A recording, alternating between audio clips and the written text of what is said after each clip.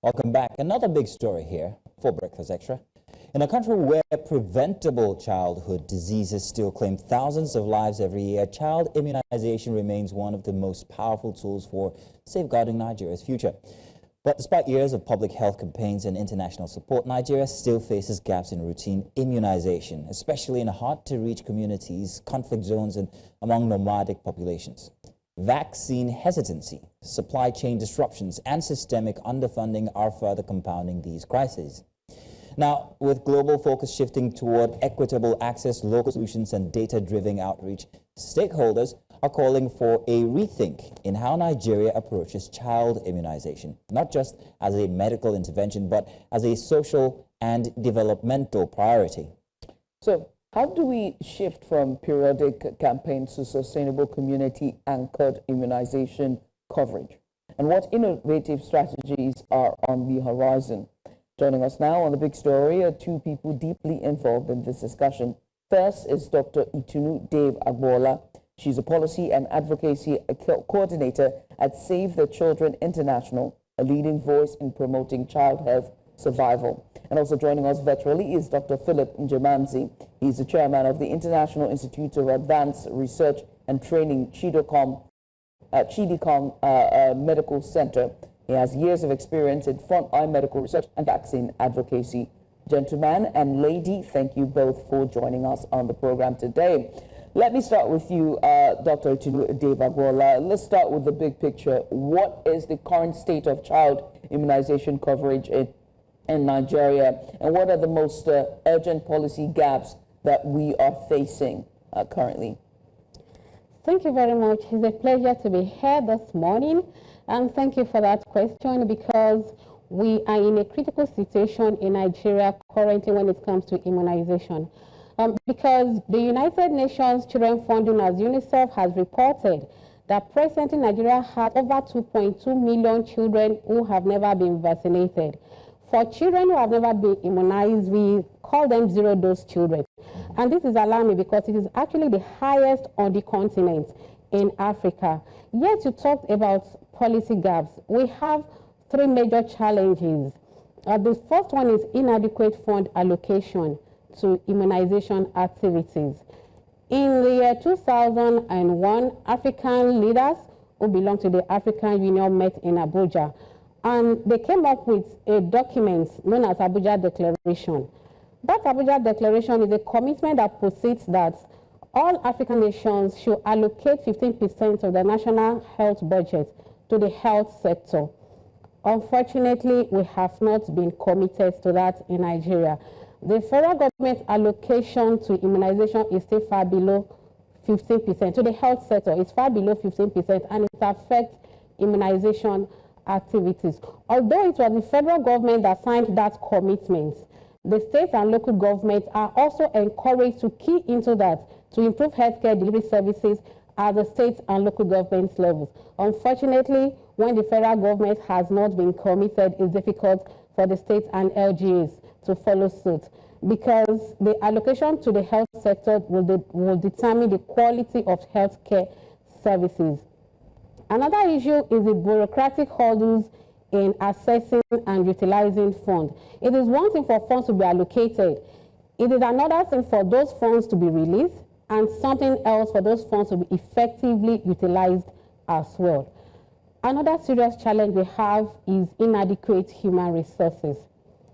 The National Association of Nigerian Nurses and Midwives recently reported that in the last 5 years, over 75,000 nurses and midwives have left the shores of this country. And recently, our coordinating minister for Health and Social Welfare mentioned that over 16,000 doctors also left the country within the last 5 to 7 years. This has left a serious gap in our health sector. Inadequate human resources is a very serious issue, because the health workers on the ground are overstretched, they are stressed up. A lot of them are going through burnout, yet they are under pressure to deliver more. Let's also not forget the fact that there are also other groups of people who are very hard to reach, people who are nomadic in Yes, their nature, or yes. maybe just very hard to reach locations in Exactly. Nigeria. I want to come to Dr. Njemanzi before we go on a break now and ask, first off, sir, what's your take/stance when it comes to child immunization in Nigeria currently? Let's start with that, sir. Yes, on the whole, I want to also join you to emphasize the importance of vaccination. It has been a very good tool that we have implemented over the years to help disease prevention. Having said that, I must say that we have to look at vaccination and these methods of prevention as nothing alien to us. You know, almost all the tribes in Nigeria have this scarification tradition. And the scarification, they introduce proteins, herbs, and all that into that process. And this, to some level, provokes some immunization also. So it's not something very alien to our tradition in the real sense of it, even though this is not properly recognized.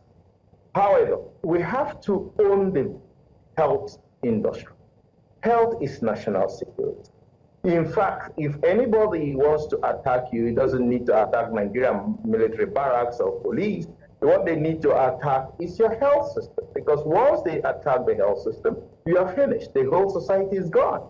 So we have to take a new look at health. It's not something that the WHO gives us, or UNICEF, or any other international foundation. In fact, we should even ban any input from all outside sources.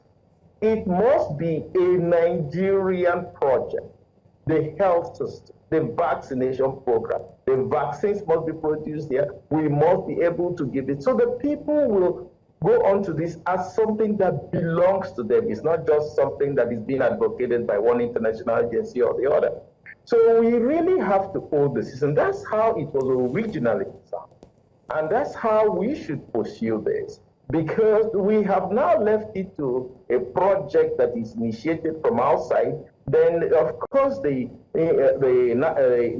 the authorities are now responding to the demands because they feel somebody else is going to do it. And this is very, very dangerous to the national security of the Federal Republic. Dr. Njemanzi, I like that you put that cultural nuance into the question there, because you talked about the fact that this is not an alien tradition. In fact, it is traditional. We do have these scarification processes, like you said. So how then can we focus on these traditional means to help the healthcare process when it comes to immunization?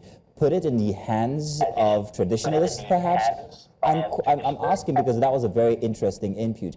Because there's always been this question about our immunization process in Nigeria being too vertical or too disease specific.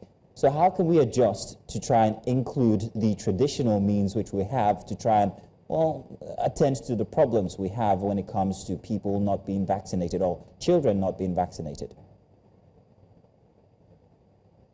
Yes, I think the issue here is that though scarification, as I've mentioned, is being done and it's part of our tradition, and we introduce proteins, in fact, to the extent that there is what we call variolation, which is when you take the scars of scabies and then you introduce it on the site, and then it causes a local wound and provides some protection for things like smallpox and all that. So we have that, but we have to put more research into it. Mind you that scarification, for example, is not disease specific. So we have to put some more research to this. We have to look at our tradition from a different perspective. These are thousands of years of knowledge archived, and we have to look at it from that perspective. Should we be successful in making vaccination specific using the traditional method, I tell you, it will be universally accepted in our side. we don't really have to start marketing a new approach to this. People will accept this because it is an age-old tested knowledge. Dr. Njemanzi. But we have to put a lot of research. We have to do that ourselves. Okay, Dr. Njemanzi, we're going to take a break, and when we get back, we might be exploring that a bit more. We've also got some more questions for Dr. Itunu inside the studio here with us, but let's go on a short break. We'll be back to continue with this conversation. Hey, welcome back. You're still watching Breakfast Extra here on News Central Television. Before the break, we're talking about child vaccination and rethinking how we can mobilize for mass immunization for our children here in Nigeria, given the policy gaps and dissentment, or rather dissatisfaction with the process. Now, with us is Dr. Itunu Dave-Agboola. She's a policy and advocacy coordinator at Save the Children International. She's a leading voice in promoting child health and survival. And also joining us virtually is Dr. Philip Njemanzi, who's the chairman of the International Institute of Advanced Research and Training, Chidicon Medical Center. Has spoken to us about, advocacy, vaccine advocacy and policies as well. Before the break, we're talking to Dr. Njemanzi, but I will come to Dr. Dave-Agboola and talk about the sentiments of social media and how it's played in, the disregard for immunization for children, childhood immunization, and zero children, as you call them. Has social media played in this, where people are now changing their sentiments and their stance on whether or not the children should be vaccinated? I mean, we saw it grow very widely during the COVID-19, 2020 and 2021, during the COVID vaccines campaign. Yeah. Yes, thank you very much for that question. Social media propaganda has been a barrier to effective immunization to a large extent, because this was largely played out during the COVID-19 vaccination programs. Save the Children is also working through the social media to dispel myths and misconceptions about immunization, to get more people convinced to embrace immunization. For example, there's an app we are working on, which is currently working. It's called Act Navy. An app that parents, caregivers, and anyone can actually access to ask questions about immunization and seek information to get the right approach to immunization. This also helps to dispel the myths and misconceptions about immunization. What are these myths and misconceptions that we might hear about immunization in Nigeria? You might hear saying that immunization is something foreign coming into your body system. And when it enters your body, it will definitely disorganize the normal functioning of your system. I've heard some people saying if a girl child takes HPV vaccine, that girl may never be able to have a child in future. We have a lot of these myths and misconceptions, especially at the grassroots level. And are these myths and misconceptions, in quote, totally untrue, or are there some, trueness to these? They're actually untrue, no element of truth. I'm going to come to Dr. Njemanzi, because I think we've had this conversation before once. Dr. Njemanzi, regarding these myths and misconceptions, are there any truths in them? Are there any, because it's inviting or putting in foreign bodies, which in most cases are the very diseases you're trying to ward off. What might go wrong, or why might people have these myths or misconceptions about vaccinations if they are supposed to be good for the children? Yeah, well, there have been some concerns which were aired from very high levels of the scientific strata. But I remember in 2010, there was a retraction of a publication made in Lancet that the measles, mumps, and rubella vaccine, the MMR, could cause autism. And this was a big publication, and it was proven to be false. And then the work was retracted. So such big item issue that caused a lot of row brings skepticism in people. And then, of course, there were observations of use of infertility, added things to the vaccine for tetanus and all that. And this went to court in Indonesia, in Philippines, and South Africa, in different places. So these issues brought a lot of doubt. But this we can solve very easily. If the vaccination and immunization process is totally nationally owned, that means we produce the vaccines here. So where will the doubt come from? I mean, why would the Nigerian government harm their own people? So if these things, and that should be what every country should do, and that's what most of the countries are doing. So they actually own the process. And even if you want to produce it and you're a foreign company, they will insist that you establish the firm that is the company there in their country. So you will have that vaccine being produced, and it will be subject to scrutiny by the local authorities. So with this type of stringent move that will localize the vaccine production and its distribution, it will make things clear all these doubts in the minds of people. And this is what is required. The government has to exercise ownership of the entire health sector. You cannot contract health outside authorities on any ground. And that's why Nigerian doctors are leaving. That's why the statistics you're producing with midwives and staff now is happening, because you don't own the health industry. Like now in Igbo State, 75% to 80% of the care is actually in the private hands. If you want to have a viable health system, you really have to incorporate them into a system. If there is nothing wrong with privately run healthcare system, after all, the United States, basically the United States government has less than 3-4% of the hospitals in the United States. So it can be done, but it has to be integrated into a functional system, a system that is totally indigenous. That means you don't go accepting vaccine from one foundation or the other or some international agencies. These are not the work of those international agencies. Those international agencies were set up for collaborative work. They are not the people to generate these vaccines and send them to you, and whenever they give you, you will have vaccine. When they don't give you, you will not have any. Okay. This is subjecting, that is just like contracting the building of military barracks and police stations to some other country to be doing. This is health. Health is national security. We have to exercise ownership of health in our country. Right, so from what Dr. Njemanzi said, it makes, because I remember back in the 80s and in the 90s, there was a concerted effort by the government to continually sensitize the masses, whether it was from media or via media or newspaper, radio, television ads. There are ads that I still do remember back in the day, whether it was kick polio out, whether it was HIV, AIDS, all of this vaccination drive, this media drive that forced parents to come out and give vaccination to their children. So what has changed between that time and now? Let me come to you, Dr. Itunu, Dave-Agboola. You are in the advocacy sector. What's changed since that time and now in the messaging and sensitization?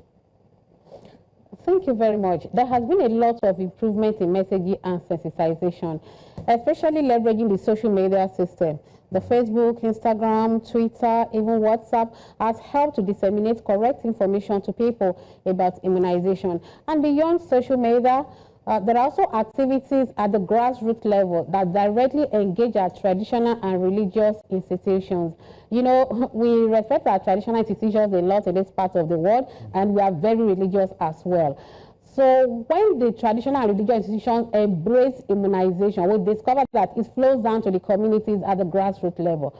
So we have been engaging these community structures to gain their commitments to vaccination, and they have been helpful in disseminating the correct information to their people at grassroots level. So I hear you when you talk about the use of social media and the fact that this is a good way to disseminate all of this information. That's all well and good.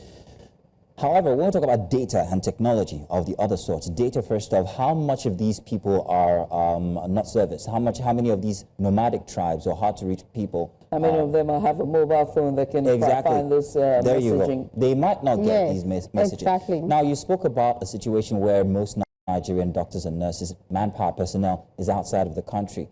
Are we leveraging on technology to try and bring these people into the group of people that are immunized or children that are immunized? And how are we leveraging on technology there?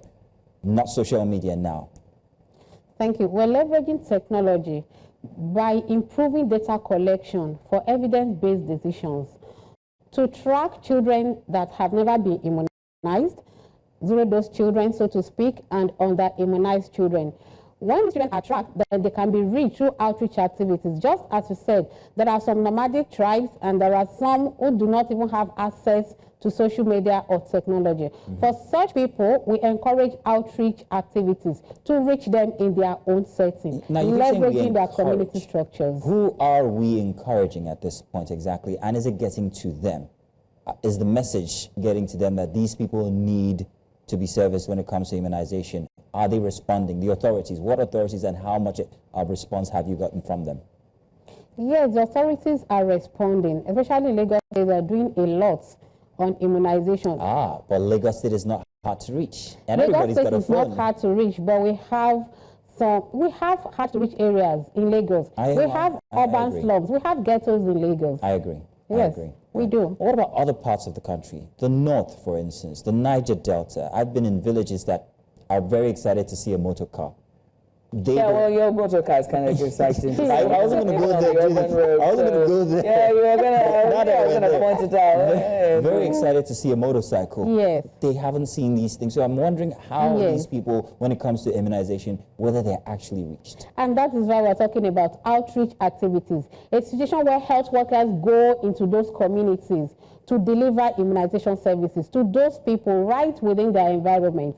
But then comes in the issue of human resources for health, the manpower. We need adequate manpower and enough health workers to effectively conduct outreach activities. Let's talk about the projection of, looking at the gaps that we're seeing from the 80s, 70s, 80s, 90s, to the point where we totally kicked out polio out of Nigeria, now seeing that the numbers are now slowly dwindling, and we're seeing this gap coming back again at a time where technology and artificial intelligence is now, commonplace.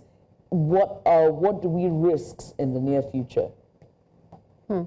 Thank you very much. We risk a lot in the near future if we don't brace up, because prevention will always be better than cure.